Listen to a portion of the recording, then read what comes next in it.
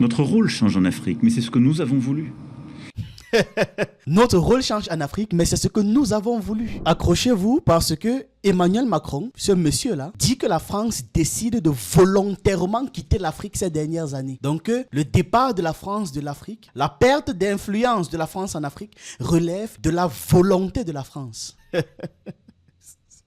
Alors, en fait, ça ne me surprend pas vraiment. On le savait déjà paternaliste, vous voyez. Un peu comme un papa qui dit, tu ne sors pas parce que tu veux, hein. Tu ne quittes pas ma maison parce que tu veux. Tu quittes ma maison parce que je le décide, tu vois. Donc, on le voyait déjà comme un type très paternaliste. Maintenant, on découvre son côté révisionniste. Oui.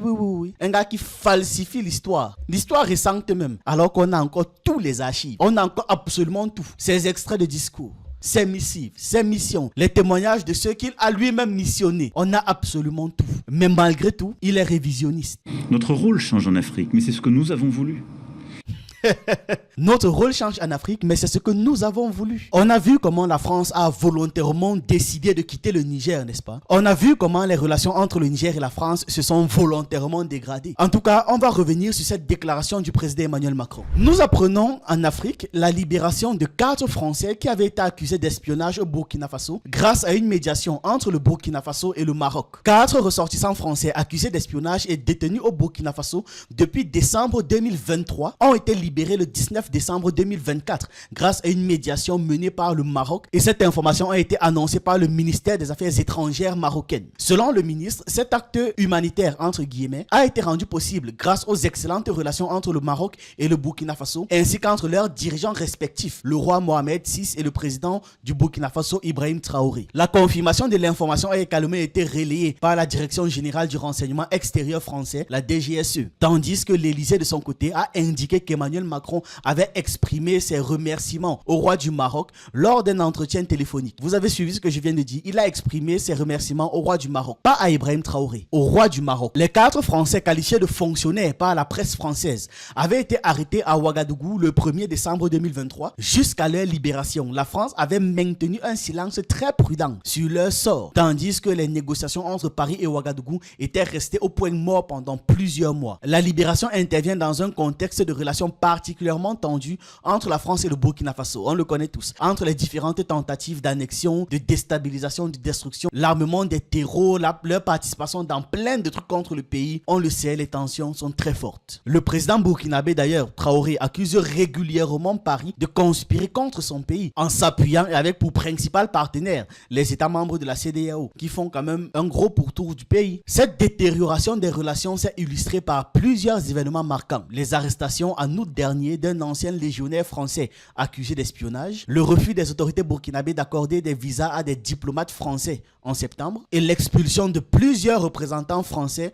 au cours des années 2023-2024. Depuis son arrivée au pouvoir en septembre 2022, Ibrahim Traoré a fait de la souveraineté nationale une priorité et de très gros pas sont en train d'être menés pour atteindre cet objectif. Et son axe principal, c'est la remise en question et la lutte contre l'influence des anciennes puissances coloniales. Il a besoin que son pays soit complètement autonome à tous les niveaux. Avant de vous précipiter en commentaire pour vous fâcher, comprenez que c'est une négociation diplomatique, ce qui veut dire que le Burkina Faso a reçu quelque chose en échange de ses espions. Voilà. Et il y a eu des gens très intelligents qui se sont assis, qui ont pesé le pour et le contre et ont conclu que c'était plus utile, plus pertinent de les libérer. Gardez ça en tête. Je sais qu'il y a beaucoup qui aiment seulement l'hémoglobine et les effluves d'hémoglobine, mais des fois, même dans la guerre, même quand il y a une guerre, il faut négocier. Il y a des fois, c'est comme ça, il faut négocier. Donc, en soi, ce n'est même pas ça qui me dérange. Ce qui m'agace, c'est que pendant que Traoré libère des espions français, nous avons Emmanuel Macron qui dit que voilà, c'était la volonté de la France de quitter l'Afrique. C'était la volonté de la France de changer son rapport et ses relations avec les pays africains. Découvrez les cahiers de coloriage Orion pour des enfants inspirés et épanouis. Les cahiers de coloriage Orion sont des livres à colorier, mais pas seulement. Ce sont aussi des outils d'estime de soi, d'amour propre et de fierté culturelle, conçus pour les générations futures. Des personnages beaux et attachants qui nous ressemblent, des contes inspirants avec des leçons de vie. Dans un monde qui nous décrit comme des problèmes ou encore des victimes, on doit redonner confiance aux enfants. Pour vos petits à partir de 4 ans, procurez-vous dès maintenant un cahier Orion. Disponible aussi sur Amazon, le cahier de coloriage Orion est plus qu'un livre. C'est une fierté culturelle, un futur où vos enfants n'ont pas à chercher leur place parce qu'ils la connaissent déjà. Je vous laisse tous les liens et les informations en description pour obtenir ces cahiers.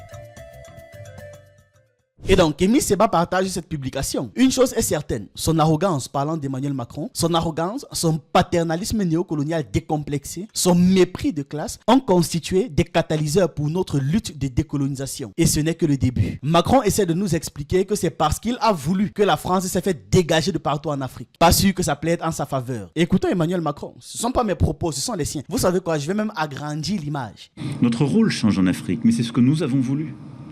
Parce que le monde change en Afrique.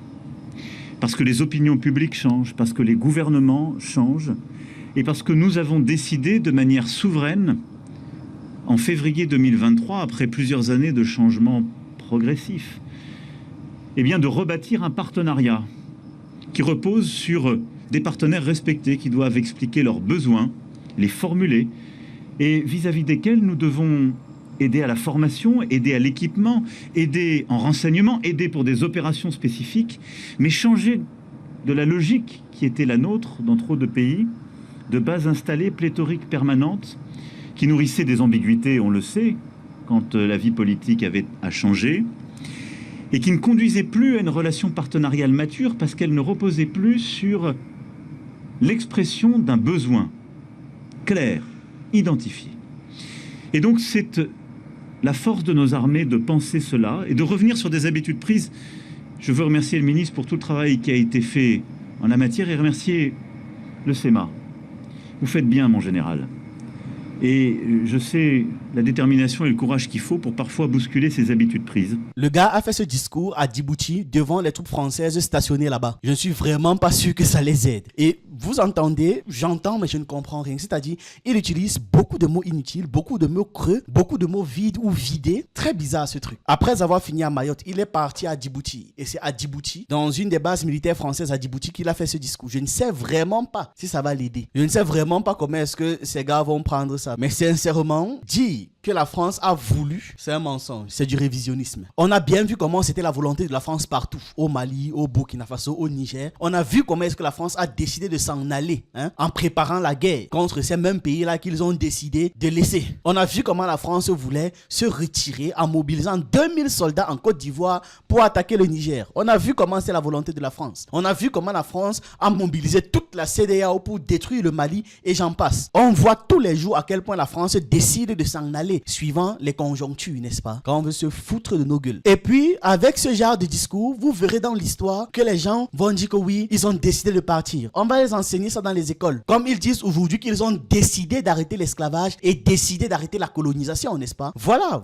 la falsification de l'histoire qui commence là. Il est en train de créer les preuves d'archives. Parce qu'on va utiliser ça pour dire oui, mais voici la preuve que Emmanuel Macron, un des anciens présidents français, disait que voilà, c'est la volonté de la France de quitter l'Afrique. C'est comme ça qu'il crée les fausses preuves. Et c'est aussi pour ça que souvent, je vous rappelle ici que nous avons un devoir de mémoire, de rappeler qu'ils n'ont jamais rien décidé, qu'on les a chassés. Nous avons un devoir de mémoire sur l'histoire. Parce que l'histoire que eux ils racontent, c'est pas l'histoire que nous on raconte. Ça n'a même rien à voir. Vous entendez? Il a décidé de quitter l'Afrique. Il a décidé. D'ailleurs, toujours dans les suites de ses prétendues décisions, le 19 décembre 2024, la France a officiellement reçu une requête pour le retrait total de ses forces militaires du Tchad. Et ça a été rapporté par RFI en s'appuyant sur des sources proches du gouvernement français. L'information a également été confirmée par les autorités tchadiennes. Ils ont demandé aux militaires français de quitter le pays en moins de 2 mois. Et puis la réponse a été, je cite, retirer 1000 soldats et une grande quantité de matériel en seulement 7 semaines est irréaliste. Et ça, ce sont les affirmations des officiers supérieurs français. Parce que selon eux, cette demande serait une manœuvre de pression orchestrée par l'aile dure du pouvoir tchadien. Les gars un peu vénères là. Les discussions entre les deux parties se poursuivent. Du côté de la France, les négociations sont qualifiées de techniques et constructives. Voilà. Ils sont en train de faire des négociations techniques et constructives avec le Tchad. Mais, il s'est à noter, une précédente proposition de calendrier qui envisageait un retrait d'ici mars a été rejetée par le Tchad, rejetée par N'Djamena, jugée trop longue. Mars 2025, c'est trop long. Le Tchad privilégie un retrait final d'ici fin février, c'est-à-dire juste avant le début du Ramadan. Voilà, c'est ce qu'ils veulent. À partir du 23 décembre 2024, le processus d'évacuation des bases françaises de Faya-Largo, abritant 50 soldats, et d'Abéché, avec 100 soldats, vont débuter. Toutefois, la distance entre ces bases et N'Djamena, qui est la capitale du Tchad, va nécessiter un trajet de plus de 10 jours. La dernière étape de tout ça concerne le départ des troupes de la base principale de Kosseï. La France est en train d'insister pour que ce retrait s'effectue en toute sécurité et de manière méthodique. Donc, ils veulent allonger le délai. En gros, c'est ça. L'accord de coopération militaire entre les deux nations, le Tchad et la France, a été résilié le 28 novembre 2024. Le président tchadien Mahamat Idriss Déby Itno a justifié cette décision en qualifiant d'acte souverain, en estimant que l'accord était désormais dépassé vu que ça s'inscrivait dans un cadre colonial. Actuellement, il y a 1000 soldats français qui sont déployés au Tchad. C'est trop. Même un déjà, c'est trop. Le démantèlement de la base aérienne a déjà commencé, bien qu'un des 3 Mirage français, les avions de chasse là, ait été mobilisé le 10 décembre en raison de problèmes de moteur. Donc ça n'a pas pu bouger avec les autres. Mais ça a déjà commencé. La base aérienne a déjà dégagé. On remarque que depuis plusieurs années, l'Afrique traverse une grosse vague. Une vague sans précédent de contestations dirigées contre l'Occident. Des manifestations, des émeutes, des appels à la résistance et à la décolonisation se multiplient sur le continent. D'où provient cette colère et cette révolte générale? Je ne vais rien vous apprendre à partir de maintenant. Je vais juste vous faire un rappel mémoire. L'Occident, à travers son histoire, a montré une avidité insatiable et une arrogance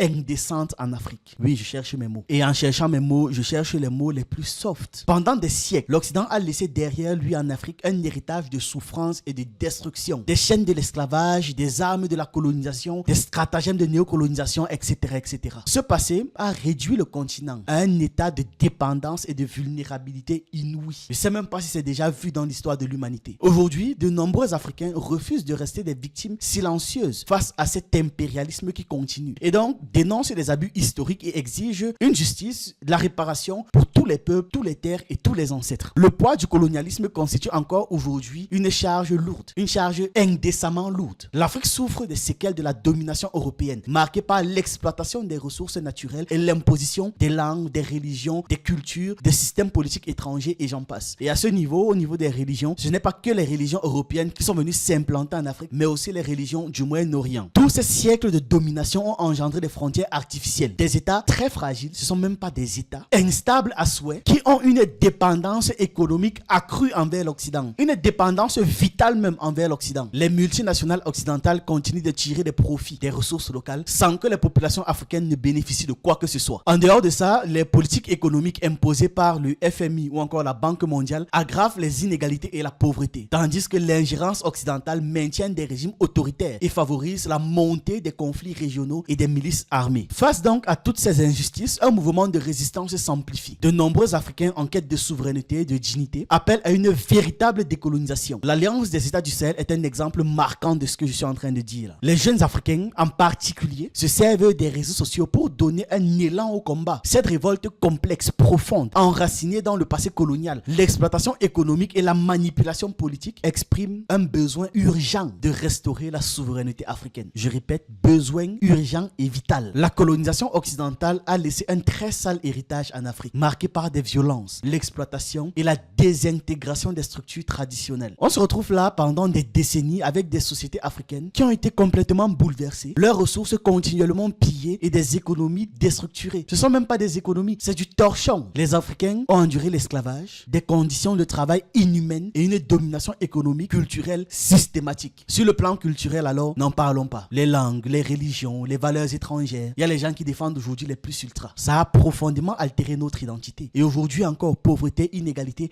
restent que des marques claires du système mondial complètement déséquilibré dans lequel on n'a même pas notre mot à dire. Cependant, l'émergence d'un monde multipolaire incarné par des organisations comme les BRICS ouvre de nouvelles perspectives. Parce que ce modèle offre aux Africains une opportunité de se réapproprier leur destin, de se libérer des influences extérieures et de bâtir un avenir plus équitable et autonome. Depuis des siècles, l'Occident a mis en place un système très bien organisé d'exploitation économique visant à s'accaparer toutes les richesses naturelles du continent africain. À l'époque coloniale, les territoires africains étaient contraints de produire des matières premières et de travailler pour le profit des métropoles européennes. Après les indépendances, ce modèle s'est transformé en un commerce inégal où les marchés africains sont inondés par les produits occidentaux, toujours au détriment des industries locales. Toujours. Les institutions financières internationales comme le FMI et la Banque mondiale jouent un rôle actif et clé, très stratégique, dans le maintien de cette dynamique inégale, en imposant par exemple des réformes qui valorisent les intérêts des Occidentaux tout en négligeant les populations et les intérêts des Africains. Donc, ce système entrave le développement industriel dans les pays africains, amplifie la pauvreté et accentue les inégalités, tandis que l'Occident continue de s'enrichir. L'Afrique reste marginalisée. Le moment est venu pour l'Afrique de se libérer de cette exploitation, d'exiger des réparations et de reconstruire leur propre pays, de reconstruire reconstruire en fait une civilisation africaine. Elle a été complètement détruite. Depuis des décennies, l'Occident s'appuie sur ses stratégies de manipulation politique pour pouvoir maintenir son emprise en Afrique. Ces pratiques qui mêlent corruption, intimidation et subversion poussent beaucoup trop de gouvernements en Afrique à adopter des politiques qui servent avant tout les intérêts des Occidentaux. On le voit actuellement avec la CEDEAO, on le voit actuellement avec toute la zone de l'Afrique centrale. Des organisations internationales comme les Nations Unies ou encore la Banque mondiale, voilà. On le sait clairement, c'est instrumentalisé pour légitimer tous ces agendas qu'ils font là, parfois même par le biais d'interventions militaires déguisées en opérations de maintien de la paix. Vous voyez,